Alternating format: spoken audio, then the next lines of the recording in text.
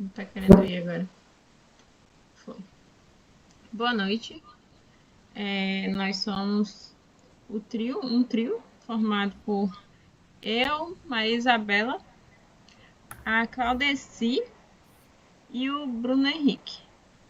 Nós iremos abordar a respeito dos tomateiros e a relação com o hormônio brasinosteroide. Escolhemos um artigo que o título da apresentação é o título do artigo, que é a aplicação de brasinosteroide aumenta a tolerância do tomateiro à salinidade, alterando os efeitos do estresse na integridade da membrana e nas trocas gasosas. Neste slide aqui temos a primeira página do artigo, temos em português, que traduzimos, e em inglês, da revista Acta e Centro. É somente para visualização e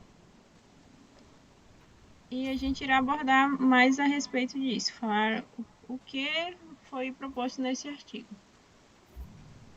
Então, no nosso país, principalmente, que tem, e na nossa região, no Nordeste, onde a chuva é mais escassa e a distribuição não é tão homogênea, temos um problema que é os solos com alto teor de sais, que isso prejudica diretamente a produção vegetal, onde por essas regiões ter essa deficiência hídrica, ter pouco, a distribuição de chuva não ser tão homogênea, cria a necessidade de ter irrigação. E muitas vezes a qualidade da água dessa irrigação não é boa, vem com bastante sais, com cloreto de sódio, que vai competir consequentemente com outros nutrientes, como o potássio e o cálcio, fazendo essa planta ter uma deficiência nutricional e causando estresse salino, que chamamos de estresse salino. E o tomate, por ser uma planta um pouco sensível, moderadamente sensível, para melhor dizer, a salinidade, ela acaba sendo uma das mais prejudicadas, uma das culturas mais prejudicadas. E esse desequilíbrio nutricional, ele afeta a planta negativamente, as trocas gasosas, devido a alto teor de sais, vão ser afetadas também, e diminui os pigmentos fotossintéticos. Isso afetando a planta na questão da energia, que a planta faz fotossíntese. Com essa condição, sob essa condição de estresse, ela não vai realizar fotossíntese como em condições normais. Isso vai afetar diretamente a produtividade, causando uma boa perda da produção. Aqui temos uma imagem que eu pedi para um IA gerar, e como ficaria o tomateiro sob estresse salino. Dá para a gente observar as folhas amareladas. Neste que tem frutos, os frutos não amadurecem de uma forma no mesmo período, e frutos bem, a qualidade não tão boas. Tudo isso devido à presença de alto teor de sais. E aí que entra a questão dos hormônios, do hormônio de crescimento, que é o brasinosteroide, que ele vai ajudar justamente impedindo que, fazendo com que haja mais trocas gasosas, aumentando o caule e as raízes. Isso vai ajudar na absorção, enquanto que a salinidade vai prejudicar. Esse hormônio ele vai fazer com que as raízes cresçam mais e, desenvolvendo, ela vai conseguir absorver mais água, mais nutriente, consequentemente, e amenizando o efeito desses sais na saúde da planta. O objetivo foi justamente esse, foi ver um hormônio sintético, que é a EBL, o hormônio sintético que ele imita o brasinosteroide, como que essa planta vai comportar sob estresse salino com esse hormônio como mitigador dessa situação, desse problema. e ele vai, consequentemente, vai reduzir o papel desse hormônio, reduzir os vazamentos dos eletrólitos, aumentar o conteúdo de pigmentos fotossintéticos, as trocas gasosas, o teor de água nas folhas e características de crescimento e de produção.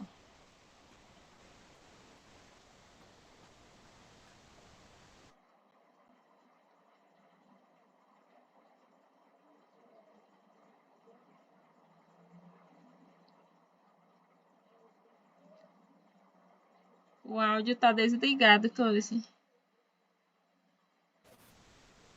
Boa noite. Eu fiquei com a parte da metodologia. Primeiramente, eu vou falar sobre o local e as condições que ocorreu o experimento. Depois, eu vou falar sobre os materiais e depois sobre a metodologia.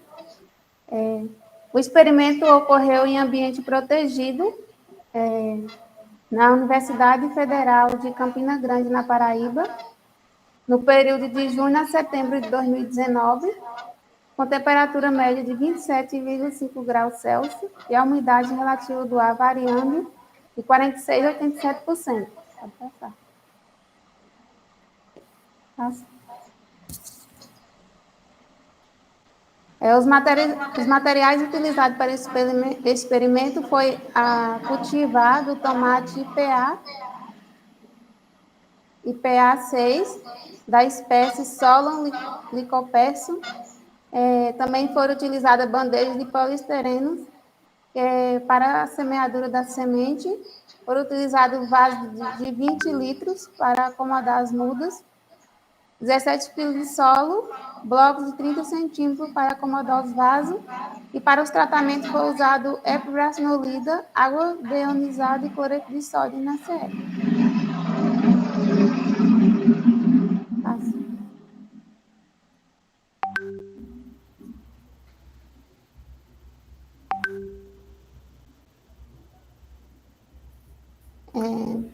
Para fazer esse experimento, foi usado a semente do tomate da cultivar IPA6. A semente foi semeada em bandeja de 128 células.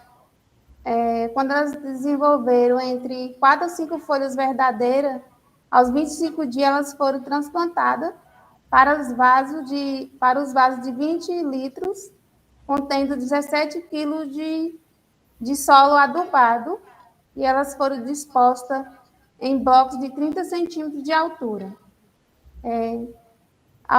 Aos 48 dias após a semeadura, as plantas foram divididas em 2 grupos. Um grupo recebeu a aplicação de foliar de epibranolida nas concentrações de 10 elevado a menos 6 molar, e o outro grupo recebeu pulverização de água deionizada.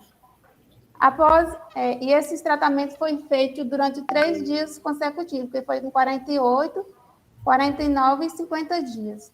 Após a aplicação de epibranolida, começaram os tratamentos com diferentes níveis de salinidade.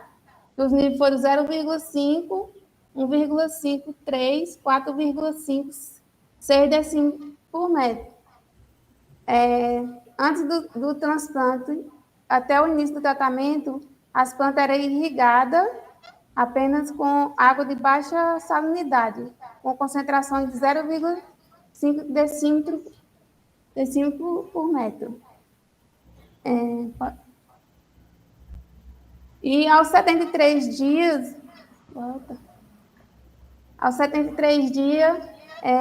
foram feitas as avaliações fisiológicas, foram feitas medições de trocas gasosas entre 9 e 11 horas da manhã.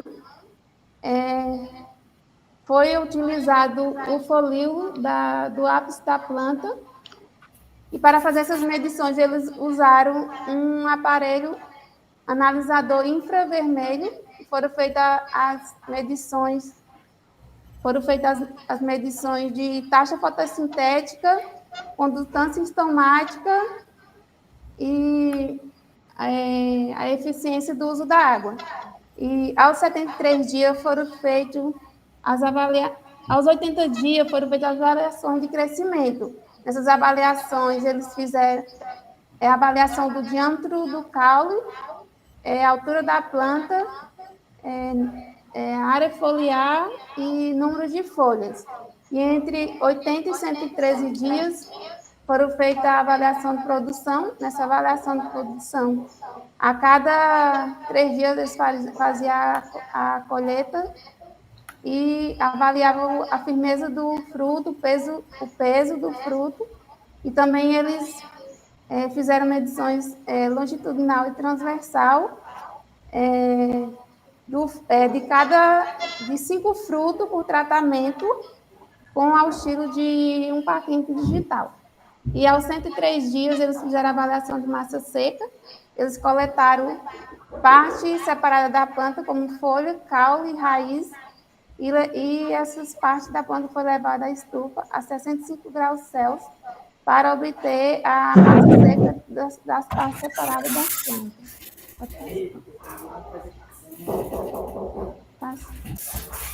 O manejo de irrigação foi feito de forma controlada, sempre feito no final da tarde. O volume era ajustado conforme o consumo hídrico anterior, ou seja, o que era o que a planta absorvia, o que era drenado. Para esse cálculo também foi usado um fator de correção de 0,9, que servia para evitar o excesso de água no solo. O objetivo era aumentar ter a umidade do solo próxima à capacidade de campo. Também foi usado uma fração de lixiviação que evitava o acúmulo de sais no solo, principalmente os tratamentos com salinidade. E, por fim, a água foi drenada, coletada na manhã seguinte e medida em coletores sobre cada vaso. E o delineamento utilizado nesse experimento foi em bloco casualizado, com esquema fatorial 2/5, com 2 concentrações de epibrasinolida, uma 100 e outra com a concentração de 10 elevado a menos 6 molar, combinado com 5 níveis de salinidade na água, que foi de 0,5, 1,5, 3, 4,56 decímetros por metro. Que totalizou em 10 tratamentos com 6 repetições. As plantas foram organizadas em 6 fileiras, com 10 plantas cada, e o espaçamento foi de 1 metro entre as fileiras e meio metro entre as plantas. Para esse experimento foi utilizado a ANOVA, que é a análise de variância, com o objetivo de verificar se houve diferença entre os tratamentos. Quando foi para verificar se houve diferença entre os níveis de salinidade, foi usada regressão polinomial, e para comparar os tratamentos com e sem epibrasinolida, foi utilizado o teste F, com o nível de significância a 1 e 5% de probabilidade.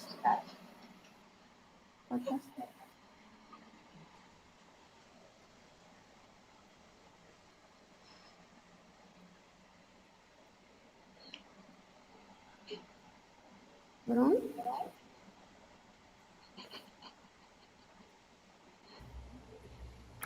Bom, dando continuidade na apresentação, vou falar sobre os resultados relacionados aos pigmentos fotossintéticos e à integridade da membrana. De acordo com os dados apresentados no artigo, no estudo do artigo e refletido nos gráficos, o conteúdo da clorofila A e da clorofila total e a carotenoides das folhas do tomateiro diminuiu progressivamente com o aumento da salinidade, de acordo com os gráficos que a gente pode observar. Esse comportamento ele é esperado, uma vez que a salinidade promove o acúmulo de íons tóxicos nas folhas, desencadeando uma degradação de pigmentos e danos aos cloroplastos, além de aumentar o estresse fotoxidativo, que é a aplicação da EBL se mostrou se mostrou eficaz na preservação dos teores desses pigmentos em todos os níveis de salinidade. Os gráficos, né, como a gente pode ver, eles evidenciam que enquanto as plantas sem o EBL, houve uma redução acentuada dos pigmentos com o aumento da salinidade. Nas plantas tratadas com o EBL, essa redução foi significativamente menor. Em relação às integridade das membranas celulares, o estudo avaliou que o teor relativo de água, o CRA, no vazamento de eletródodos EL, os gráficos, eles mostram, na verdade, claramente que o CRA ele diminuiu com o aumento da salinidade, o que esse deve ao déficit hídrico induzido pelo acúmulo de sais no solo e na planta. No entanto, as plantas tratadas com o EBL, eles apresentaram maior retenção de água, sugerindo que o fitohormônio ele contribuiu para o ajuste osmótico e a preservação do tubo celular. Pode passar.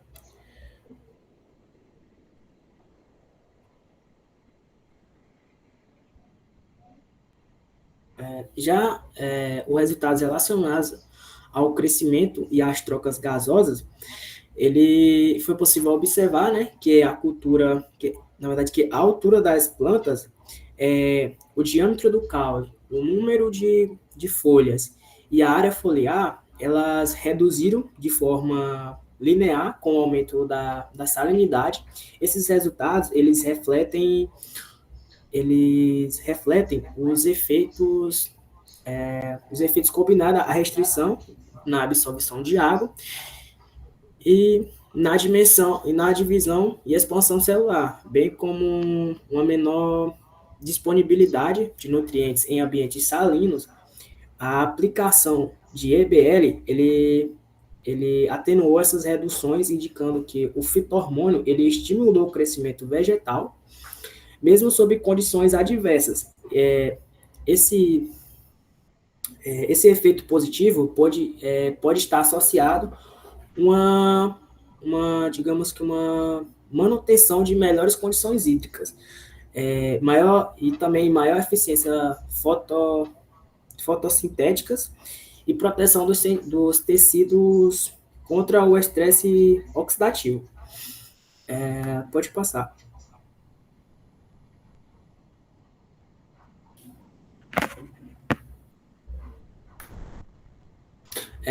Agora, os resultados relacionados aos componentes de produção, foi possível verificar que os números de frutos por plantas, produção por plantas, o peso médio dos frutos e os diâmetros longitudinal e transversal dos frutos, eles diminuíram com o aumento da salinidade. Esses efeitos estão diretamente ligados à redução do crescimento vegetativo,